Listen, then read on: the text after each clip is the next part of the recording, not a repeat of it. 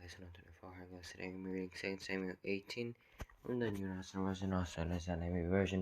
If you guys want to go and read along, guys, and go and go and Bob. I don't really care how you guys end up. Let's get started. 2 Samuel 18, New National Version, and IV.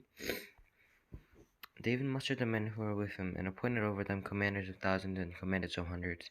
David sent out his troops, a third under the command of Job, a third under Job's brother Abishai, son of Zeruiah, and a third under Ittai the Gittite.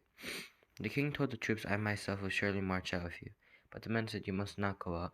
If we are forced to flee, they don't care about us. Even if half of us die, they won't care.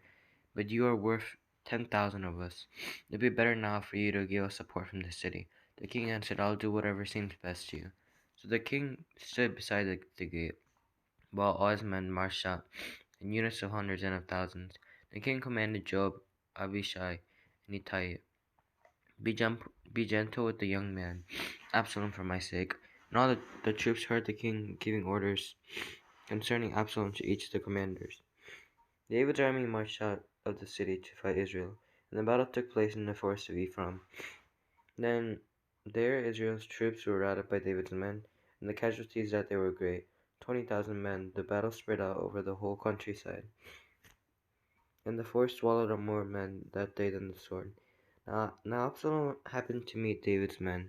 He was riding his mule, and as the mule went under the thick branches of a large oak, Absalom's hair got caught in the tree. He was left hanging in midair.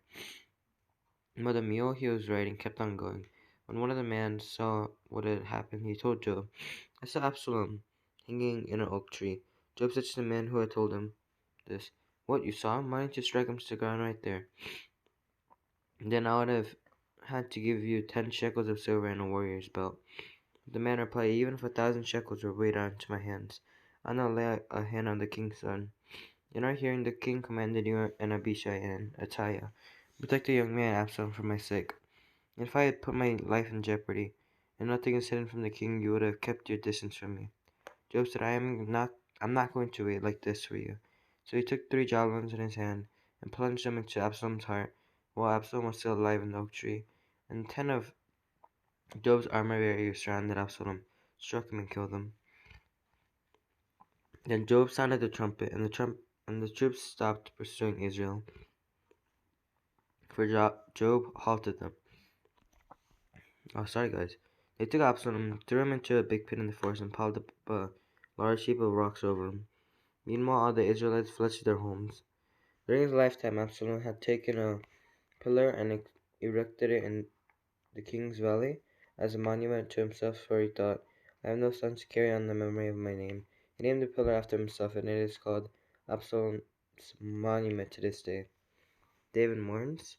Now Ahimaaz, son of Zadok, said, Let me run and take the news to the king that the Lord has vindicated him by delivering him from the hands of his enemies. You are not the one to take the news today, Job told him.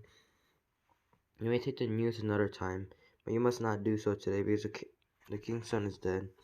And Job said to Cushite, Go tell the king what you have seen. The Cushite bowed down before Job and ran off. Ahimaaz, son of Zadok, again said to Job, Come what may, please let me run behind the Cushite. But Job replied, My son, why do you want to go? You don't have any news that will bring you a reward. He said, Come what may, I want to run. So Job said, Run. Then Ahimaaz ran by way of the plain and outran the Cushite. While David was sitting between the inner and outer gates, the watchman went up to the roof of the gateway by the wall. As he looked out, he saw a man running alone. The watchman called out to the king and reported it. The king said if he was alone, he must have good news. And the runner came closer and closer. And the watchman saw another runner, and he called down to the gatekeeper, Look, another man running alone. The king said he must be bringing good news too. The watchman said, It seems to me that the first one runs like Ahimaaz, son of Zadok. He's a good man. The king said, He comes with good news. Then Ahimaaz called out to the king, All is well. He bowed down before the king with his face to the ground, and said, Praise be to the Lord your God. He has delivered up those who lifted their hands against my lord the king. The king asked, Is it the young man Absalom safe? Ahimaaz answered, I saw great confusion just as Job was about to send the king's servant and me your servant, but I don't know what it was. The king said, Stand aside and wait here. So he stepped aside and stood there. Then the Cushite arrived and said, "My lord the king, hear the good news. The Lord has vindicated you today by delivering you from the hand of all who rose up against you."